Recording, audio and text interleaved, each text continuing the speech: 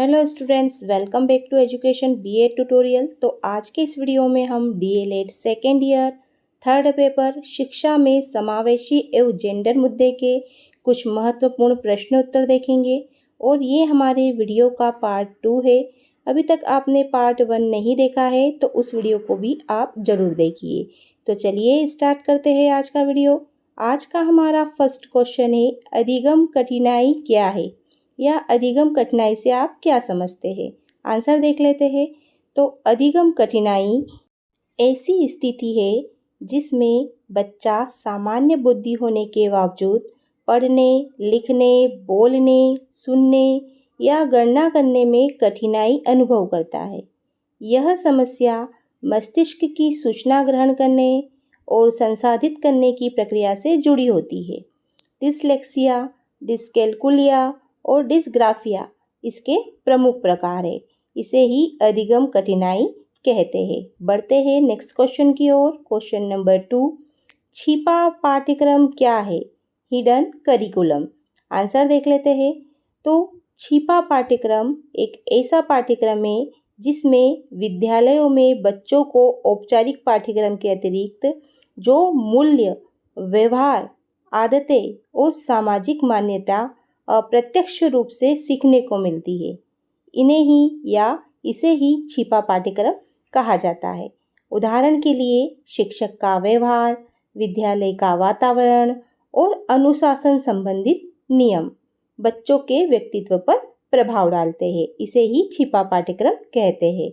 अगला question, question number 3, समावेशी शिक्षा के लाभ लिखिए। तो समावेशी शिक्षा के लाभ देख लेते हैं। तो समावेशी शिक्षा के अनेक लाभ हैं। फर्स्ट, सभी बच्चों को समान अवसर प्राप्त होते हैं। सेकेंड, बच्चों में सहयोग, सहिष्णुता और सामाजिक समायोजन विकसित होता है। थर्ड, भेदभाव और असमानता में कमी आती है। फोर्थ, विशेष आवश्यकता वाले बच्चों का आत्मविश्वास बढ़ता है। फिफ्थ, लोकतांत्रिक और समतामूलक समाज के निर्माण में सहायता मिलती है। इस प्रकार समावेशी शिक्षा के अनेक लाभ है।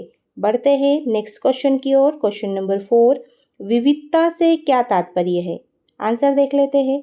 तो विविधता का अर्थ व्यक्तियों के बीच मौजूद विभिन्नताओं से है। ये विभिन्नताएं भाषा, धर्म, संस्कृति, लिंग, जाति, आर्थिक स्थिति तथा शारीरिक एवं मानसिक क्षमताओं के आधार पर हो सकती है। समावेशी शिक्षा विविधता का सम्मान करना सिखाती है तथा सभी बच्चों को सीखने के समान अवसर प्रदान करती है। इसे ही विविधता कहते हैं। अगला क्वेश्चन, क्वेश्चन नंबर 5, समावेशी शिक्षा की आवश्यकता क्यों है? आंसर देख लेते हैं। तो समावेशी शिक्षा सामाजिक समानता और न्याय की स्थापना के लिए आवश्यक है। यह सभी बच्चों को शिक्षा का समान अवसर प्रदान करती है तथा उनमें आत्मविश्वास, सहयोग और सामाजिक समायोजन की भावना विकसित करती है। इसलिए समावेशी शिक्षा की आवश्यकता होती है। अगला क्वेश्चन है क्वेश्चन नंबर 6, डिस्कैल्कुलिया क्या है? आंसर देख लेते हैं। तो डिस्कैल्कुलिया गणितज्ञ अधिगम अक्षमता है जिसमें बच्चों को संख्याओं, गणना और गणितीय क्रियाओं को समझने में कठिनाई होती है। इसे ही डिस्कैल्कुलिया कहते हैं। अगला क्वेश्चन, क्वेश्चन नंबर 7, मूल्यांकन की समावेशी प्रकृति को समझाइए। आंसर देख लेते हैं। तो समावेशी मूल्यांकन में बच्चों की व्यक्तिगत आवश्यकताओं और क्षमताओं को ध्यान में रखा जाता है। इसमें केवल परीक्षा परिणाम नहीं बल्कि बच्चे की संपूर्ण प्रगति का आकलन किया जाता है। बढ़ते हैं नेक्स्ट क्वेश्चन की ओर। क्वेश्चन नंबर 8, महिला शिक्षा का महत्व लिखिए। आंसर देख लेते हैं। महिला शिक्षा किसी भी समाज और राष्ट्र के विकास का आधार है। एक शिक्षित महिला न केवल स्वयं का विकास करती है बल्कि परिवार, समाज और देश की प्रगति में भी महत्वपूर्ण योगदान देती है। शिक्षा महिलाओं को आत्मनिर्भर, जागरूक और आत्मविश्वासी बनाती है। इसलिए महिला शिक्षा महत्वपूर्ण है। बढ़ते हैं नेक्स्ट क्वेश्चन की ओर। इसी बीच वीडियो को जल्दी से लाइक कर दीजिए और अपने दोस्तों के साथ शेयर कर दीजिए। क्वेश्चन नंबर 9, समावेशी शिक्षा और जेंडर समानता में संबंध स्पष्ट कीजिए। आंसर देख लेते हैं। समावेशी शिक्षा और जेंडर समानता दोनों का उद्देश्य सभी बच्चों को बिना किसी भेदभाव के समान अवसर प्रदान करना है। दोनों मिलकर समानता, सामाजिक न्याय और लोकतांत्रिक मूल्यों को बढ़ावा देते हैं। बढ़ते हैं नेक्स्ट क्वेश्चन की ओर। क्वेश्चन नंबर 10, शिक्षा और सामाजिक न्याय का संबंध क्या है? आंसर देख लेते हैं। तो शिक्षा सामाजिक न्याय स्थापित करने का महत्वपूर्ण साधन है। यह सभी व्यक्तियों को समान अवसर प्रदान करती है तथा जाति, धर्म, लिंग और आर्थिक आधार पर होने वाले भेदभाव को कम करती है। शिक्षा लोगों में जागरूकता, समानता और अधिकारों के प्रति समझ विकसित करती है। इस प्रकार शिक्षा सामाजिक न्याय की आधारशिला है और एक समानतामूलक समाज के निर्माण में महत्वपूर्ण भूमिका निभाती है। बढ़ते हैं नेक्स्ट क्वेश्चन की ओर। क्वेश्चन नंबर 11, विविधता का सम्मान क्यों आवश्यक है? आंसर देख लेते हैं। तो विविधता का सम्मान आवश्यक है क्योंकि इससे समाज में समानता, सहयोग और सहोदरी की भावना विकसित होती है।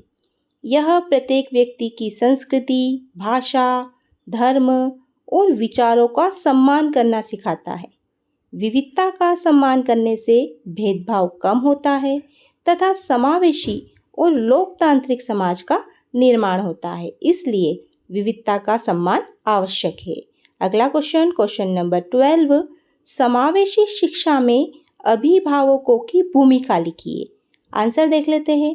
समावेशी शिक्षा की सफलता में अभिभावकों की महत्वपूर्ण भूमिका होती है। अभिभावक बच्चों की आवश्यकता और समस्याओं की जानकारी शिक्षक को देते हैं तथा उनके सीखने में सहयोग करते हैं। वे विद्यालय की गतिविधियों में भाग लेकर बच्चों को प्रोत्साहित करते हैं और घर पर अनुकूल वातावरण प्रदान करते हैं। अभिभावकों के सहयोग से समावेशी शिक्षा अधिक प्रभावी और सफल बनती है।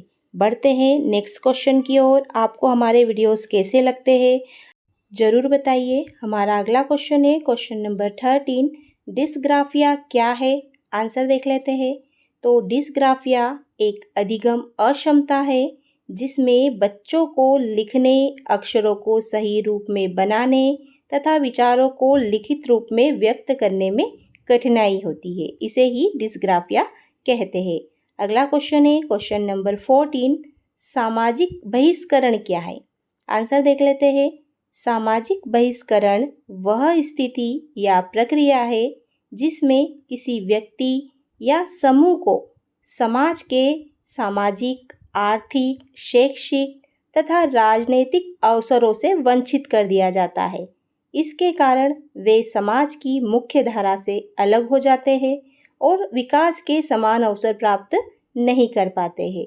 उदाहरण के लिए जाति, लिंग, गरीबी, धर्म या विकलांगता के आधार पर किसी व्यक्ति के साथ भेदभाव करना सामाजिक बहिष्करण कहलाता है।